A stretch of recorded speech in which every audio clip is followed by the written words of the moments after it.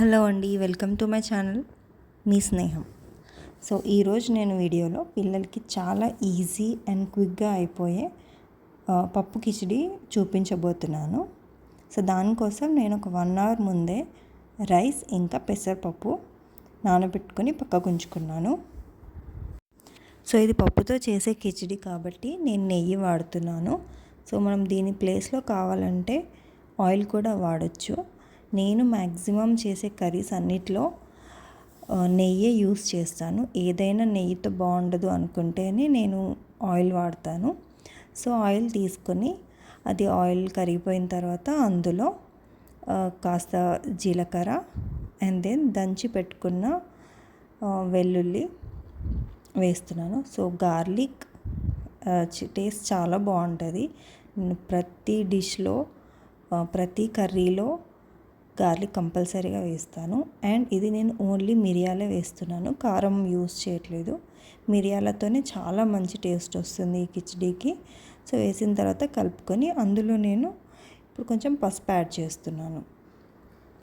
So అవన్నీ బాగా కలుపుకున్న తర్వాత మనం ఇందాక నానబెట్టి పక్కన పెట్టుకున్నాం కదా, సో ఆ రైస్ని నేను వాటర్తో వేయకుండా ఓన్లీ రైస్ మాత్రమే నేను వేస్తున్నాను. అందులో నాకు రైస్ వేసి ఫస్ట్ కొంచెం ఆ పోపులో కలిపి అలా కొంచెం ఒక 1 మినిట్ అలా సాట్ చేసిన తర్వాత నాకు రైస్ వేయటం అట్లనే ఇష్టం. అలాగే బాగుంటుంది అని అనిపిస్తుంది నాకు. సో మేము చేసే డిషెస్కి కానీ బాబుకి పెట్టే డిషెస్లో కూడా నేను ఇలాగే సాట్ చేసి వాటర్ వేస్తాను. సో సాల్ట్ వేస్తున్నాను. ఇప్పుడు సాల్ట్ ఇప్పుడైనా వేసుకోవచ్చు, మనం వాటర్ వేసి లేదంటే వాటర్ కాస్త ఉడికిన తర్వాత అప్పుడైనా సాల్ట్ ఎప్పుడైనా వేసుకోవచ్చు. సో ఇప్పుడు వేస్తే కొంచెం తొందరగా అవుతుంది అని చెప్పి నేను సాల్ట్ వేసాను. సో అలా సాల్ట్ చేసుకున్న తర్వాత నేను తగినన్ని వాటర్ వేస్తున్నాను. సో ఫస్ట్ ఉడకడానికి ఎన్ని వాటర్ అయితే సరిపోతాయో అన్నీ వేస్తున్నాను. సో మ్యాక్సిమం ఒక చిన్న గ్లాస్తో, ఒక టీ గ్లాస్తో నేను 2 గ్లాసెస్ సరిపోతాయి.